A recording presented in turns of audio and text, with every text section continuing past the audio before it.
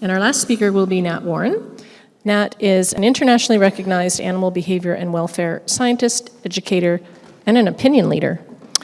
She has extensive experience working with veterinary organizations, universities, NGOs, and governments across a range of different countries. This includes the Professor of Animal Welfare and the inaugural director of the Jean Marchig International Centre for Animal Welfare Education at the University of Edinburgh. She then returned to New Zealand in 2016 and was the executive dean at EIT. She has researched and published across a range of areas, including horse transport, indicators of stress and pain, problem behaviors, quality of life, and welfare assessment. Most recently, she has been the new director of Companion Animal New Zealand and was also the invited chairperson of the FEI's Independent Equine Ethics and Wellbeing Commission, where she recently developed the report outlining the new vision of a good life for horses in sport. And I don't know the name. Your talk today is Toward the Vision of a Good Life for Horses, a summary of the work of the FEI appointed Equine Ethics and Wellbeing Commission. Here you go, Nat.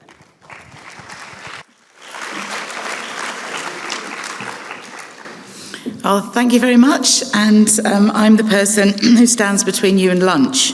So I'll try and be quick, but I felt like this was a good opportunity to give those of you in the room and online a little bit of a summary of where we've got to with the final report. First of all, I'd like to thank World Horse Welfare and Winning Form again for sponsoring our conference, Via Nova, who are the sponsors for today.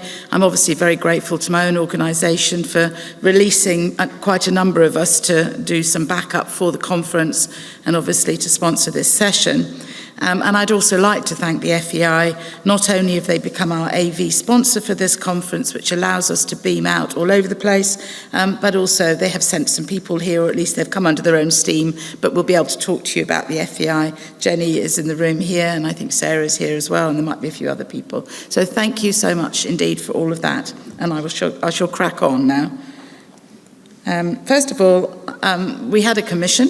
We were commissioned by the FEI as an independent commission, and I would like to say that there were quite a few of us on that commission, and there are a number of the commission members in this room who did a lot of work to provide the final report in quite a short time, really, as it turned out, because it became quite a big piece of work.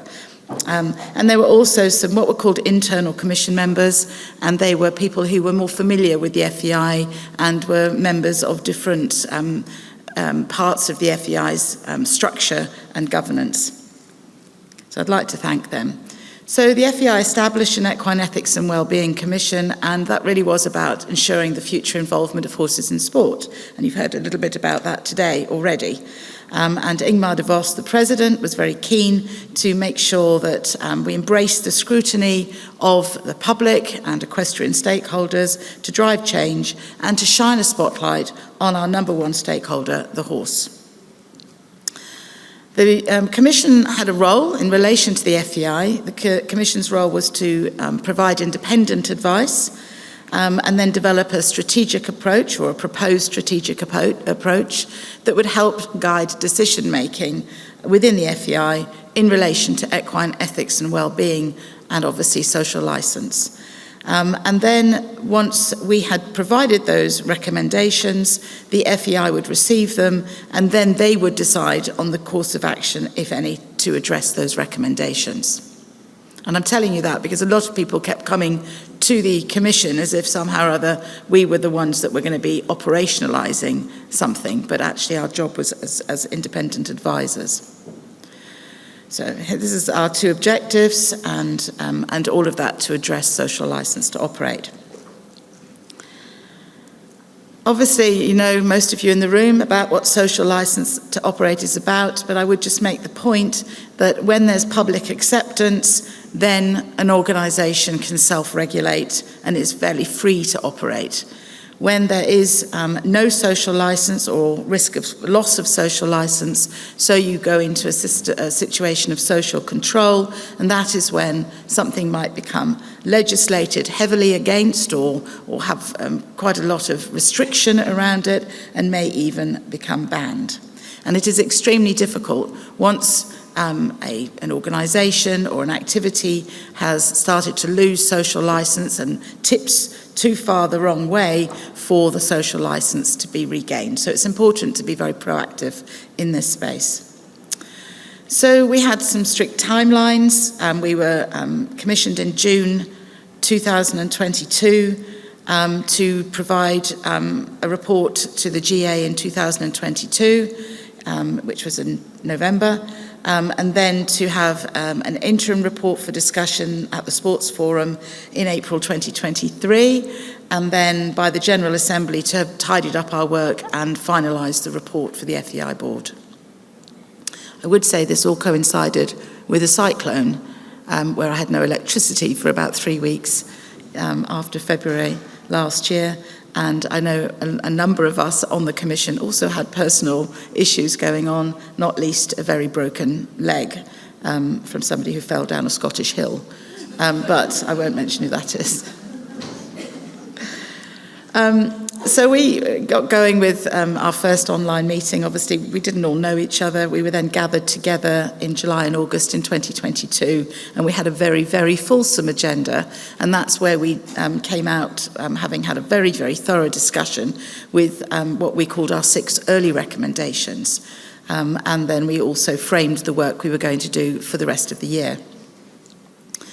The rest of the year, we ended up with 2 very large-scale surveys. Rowley's already told you a little bit about them. I think we reached about 28,000 equestrians, and we also had a very structured public opinion survey that went out to 14 countries, I think, and we ended up publishing reports on all of that, which you can find on the Commission's website if you haven't seen them already. And then Catalina and I went to South Africa, where we presented to the General Assembly. There was a lot of results that came out of the work that we did, and these are the public perception results. So this is all sort of tying together what Craig and Paul have talked about. There's science, but there's also what's going on in society and public perception. So you can see that 67% of the public felt welfare standards weren't adequate or could not be provided for in sport through that large public survey that I just told you about. When asked what they were most concerned about, they said they're most concerned about horse welfare, how horses are being treated, and horse safety, the risk of injury in training and competition. And as you can see, the little green bar down the bottom there, that 6% were concerned about human welfare. So the concerns of the public around the horse involvement in sport was about the horse. When equestrian stakeholders were asked similar sorts of questions, they said, we feel that welfare standards need improving. So there were different lenses, but there are different lenses. I'm not sure I can go back now. Oh, I can. There were different lenses, the public lens and the equestrian lens, and you can see that there was a difference in view. However, for the most part, most felt, when asked the questions, do you think horses enjoy being involved in sport, that they might not, was basically where they were. So we went on from there, having presented in South Africa these results. We went on from there through 2023 to watch what was going on in relation to ongoing equestrian and public concerns. And you can see here's just some of the statements that were made through 2023, saying that around 60% of the general public are still not content with the status quo. 2 in 5 say they would support the continued involvement of horses in sport only if welfare was improved. And there seemed to be a growing misalignment between the industry's understanding of horse welfare and society's changing views. And more research and more research articles came out about different areas of research. The Hong Kong Jockey Club very kindly have funded some work looking at exploring positive affect or positive emotion and indicators of that in thoroughbred horses.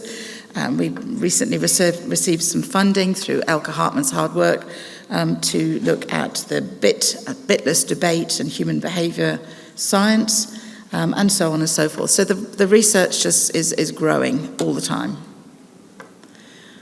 And during that period, we presented the interim report, a proposed strategic approach, to the forum that was gathered for discussion in Lausanne.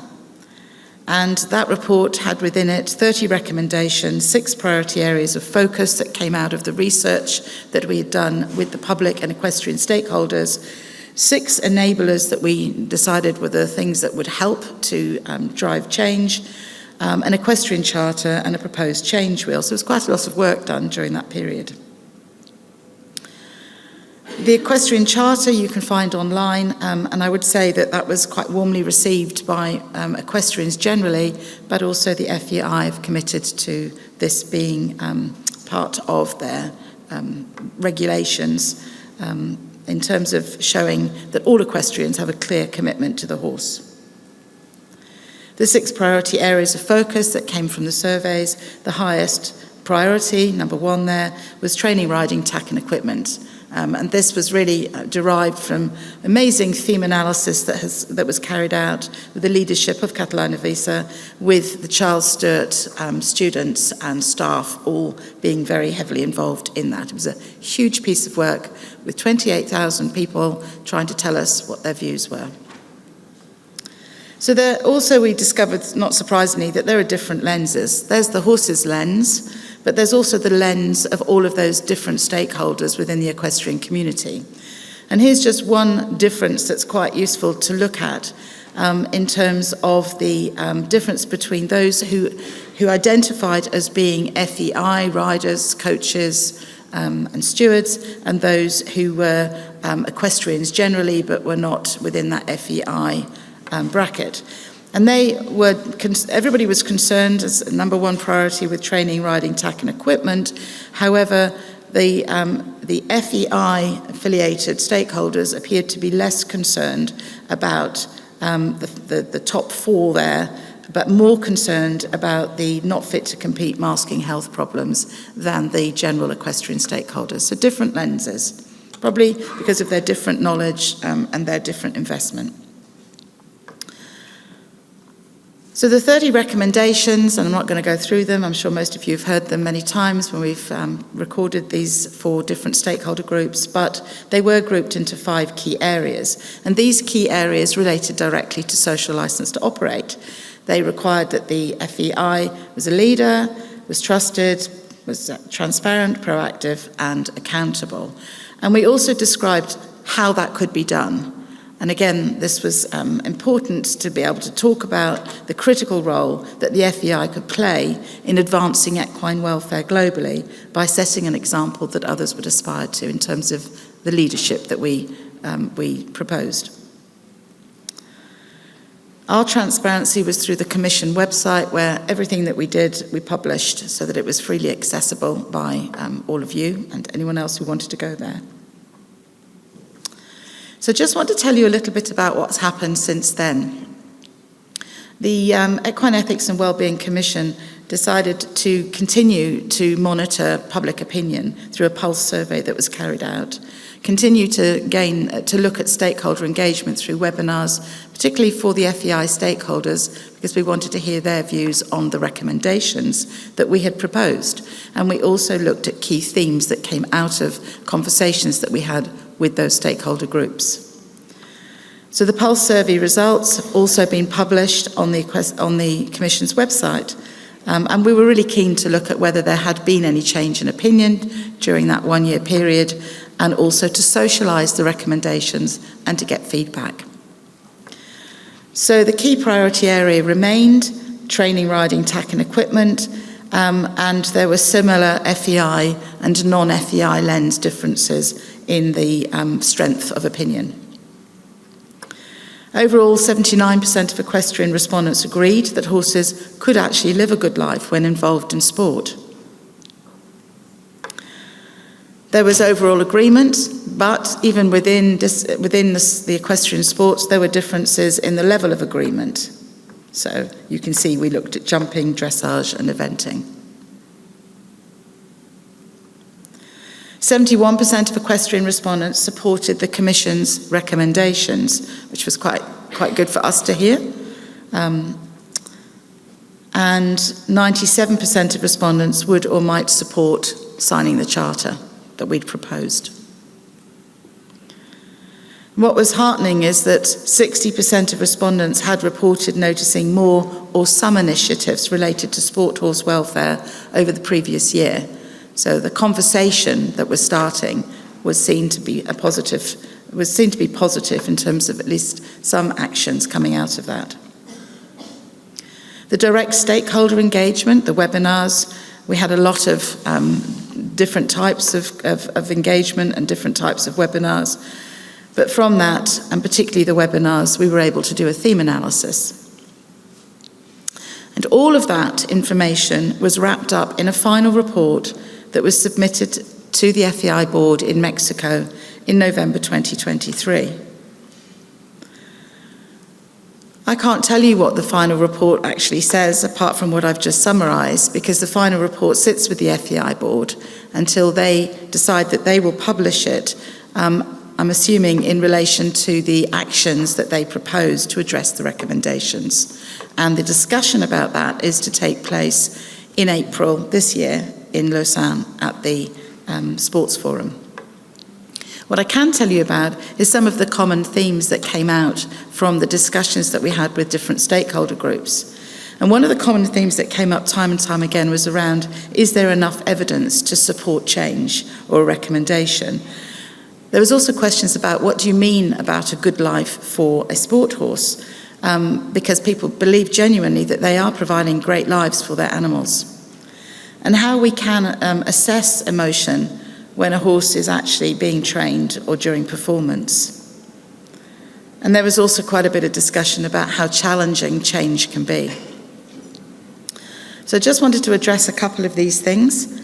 First of all, the theme of not enough scientific evidence. Now, I think that you've heard about that a fair bit already today, but I think it's really important for us to recognise that we follow a particular way of thinking. We have a particular lens as scientists. We're interested in how things work. We're interested in filling gaps in knowledge, and we're also quite good at busting myths.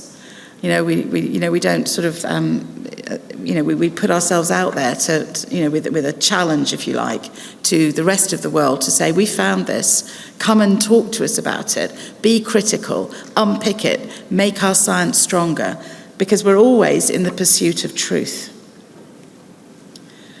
And that's what drives change and change perception. So the flying gallop, this is a Stubbs picture, and pictures from the 17th, 18th, and even the 19th century, where pictures were of horses in the flying gallop, the moment of suspension, with all four legs off the ground in a stretched motion. And of course, it didn't take very much. I think it was a guy in a pub who decided that he would go out and actually do a bit of work to find out exactly what the flying gallop looks like. And this is Edward Muybridge's experiment of the time with a load of tripwires and cameras set up. And the pursuit of truth showed that this is what the flying gallop looks like. It's the point at which the horse is in its moment of suspension. However, there are still different interpretations. You're not going to get artists to agree that this is the flying gallop, because they believe that what is painted in the moment of time, the interpretation of the artist, is the truth. So two different parts of society, two different fields of study, have different perceptions of what this looks like. So there are questions that we need to ask of ourselves and of our various stakeholder groups. What kind of evidence is acceptable to you? What amount of evidence do you need? How much is enough? Who decides whether or not there is enough evidence before you have to change? And what will change, if anything, if there indeed is sufficient evidence of a need to do something? And these are questions that we posed to the FEI in presenting that final report, because this is an important thing, this is an important area of consideration. We suggested, and you'll hear a little bit more about this, I'm sure, during the day, that it's important to give the horse the benefit of the doubt by making decisions that consider likely risk to welfare. So where we think there's a likely risk or some harm that could befall them, and that way we are most likely to optimise equine welfare when there is some uncertainty. So adopting the precautionary principle and then explaining what that means. We also suggested that a good life for horses should be the fundamental tenet for the proposed welfare strategy for the FEI, thinking about all of the different aspects of health and welfare, all the different aspects of welfare, but also recognising that there needed to be a structure around that so that welfare could be assessed in different contexts when the sport horse was being involved in sport. We talked about equine emotion and how important it was to invest in research to actually understand what the different emotional indicators are for horses, particularly when they're involved in training and sport.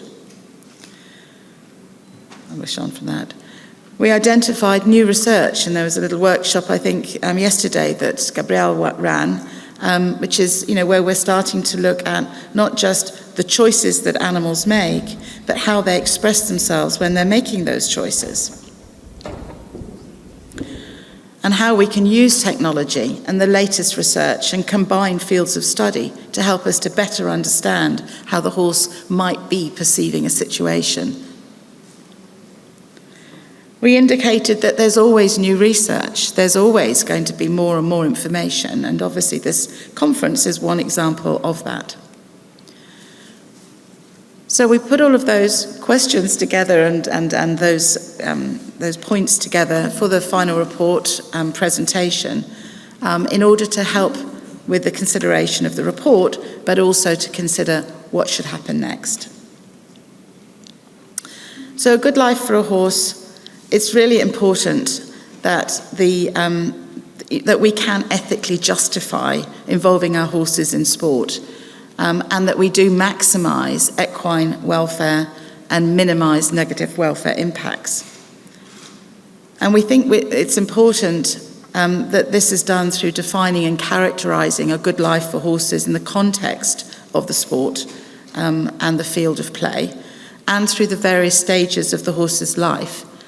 And then, using the research that we have now, investing in research in order to have good information to be able to lay down expectations of high standards of equine welfare and what that should look like and how to achieve it, so that that can guide policy and practice both inside and outside of competition. So, I've already said this, social acceptability, it can't be self-awarded, and once it's gone, it's gone. And so there needs to be a real commitment to prioritising equine welfare, not just in what is said, but what is actually seen to be done. We know change can be challenging, and we often, I think, forget that we do, where we might be somewhere around this curve as scientists in this room and people listening to this conference, we also have other stakeholders who also have a huge investment in the horse, and they're not quite around the change curve yet. So I think we need to recognise that, it is up to us to keep communicating and to keep doing our science, but translating that into some sort of communication and format that is accessible. And we have to show leadership individually, just as we're requiring the FEI to show leadership, the national federations to show leadership, communities, organisations, and so on. And all of this needs to be directed towards ensuring that the horse's welfare is prioritised. So I just want to say that we're really grateful as a commission for all of the help that people in this room have given, all of the different stakeholders have given. The generosity of people has been incredible, and we're really looking forward to hearing what comes out of discussions within the FEI around the proposed A Good Life for Horses and the report that we've provided. Thank you.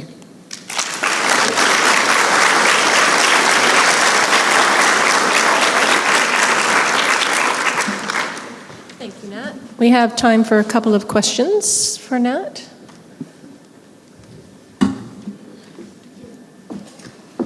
Microphone.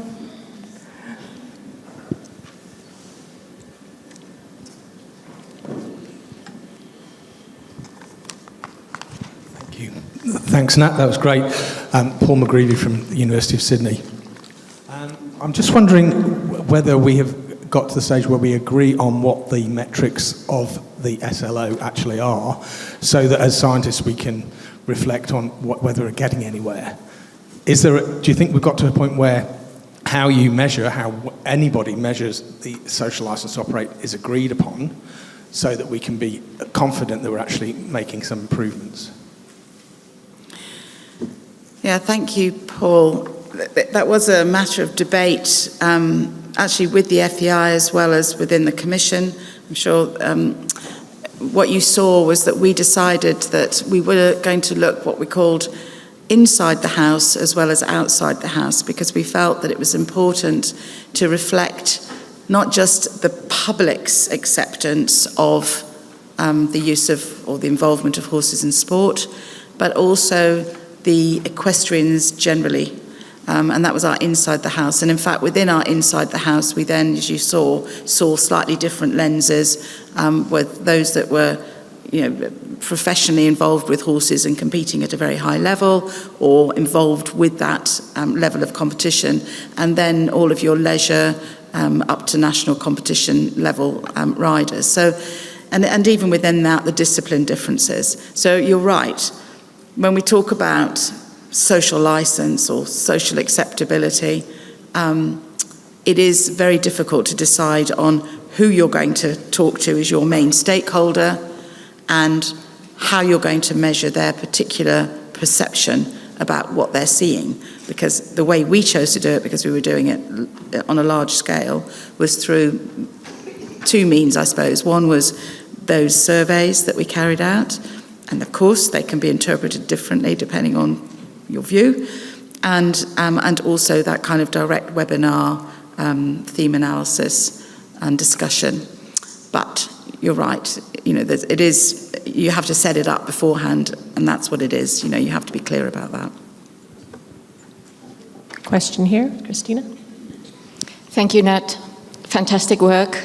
And I wanted to ask, considering the prevalence of concern amongst the equestrians and the public on welfare, and the need to define what a good life for horses might be, whether anyone's considering adopting the research ethics sort of approach of reduce, refine, replace in the meantime to address some of those concerns?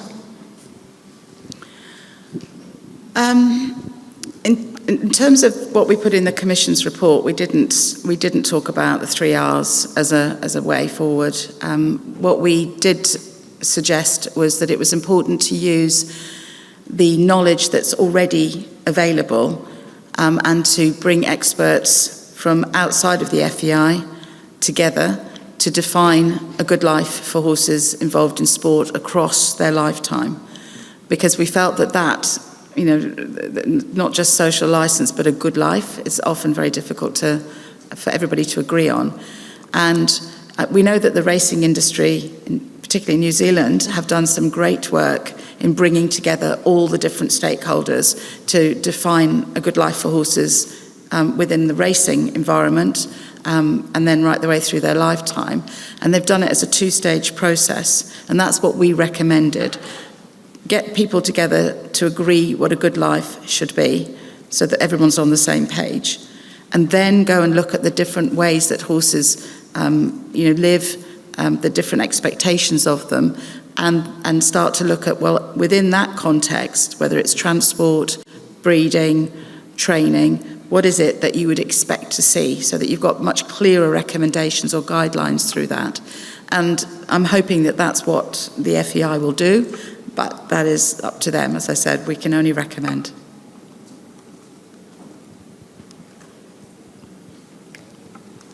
Hi, Any other questions? I just have a quick one. Any sense, and this might be from our people from FEI that are here, of how the national organizations are invested in this, and whether there's a sense that once the FEI has a plan, whether they'll align with the FEI plan, or do you have any sense of that yet? I think what I came to appreciate with working with the FEI is it's a very large and very complex organisation. Its role really is in governance at that high level of sports, of the rules and regulations and the running of particular competitions for FEI competitions.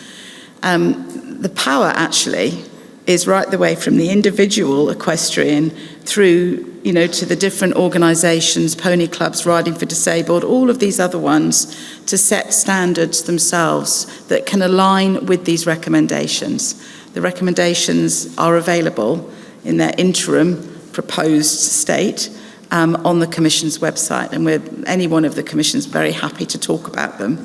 But what we have suggested is that really sort of driving up standards that you have that you have control over as a federation or as an organisation is the important way forward. The FEI will do its work, but actually they represent a very small number of horses. The large number of horses are all the organisations that all of you have access to and all of you online. And I think that that's what we have been proposing, is it's much more of a sort of ground up, and then hopefully, the leadership from the FEI will also play a very strong role in that. So what we have seen is one of the members of our commission, who's also very involved with the FEI, is the president of the European Equestrian Federation. And him and his group have already started to do some great work in driving their standards forward. And then we've also got Madeleine, who was again a member of the Ethics and Commission, but she chairs the equivalent, I think, within the British Equestrian Federation.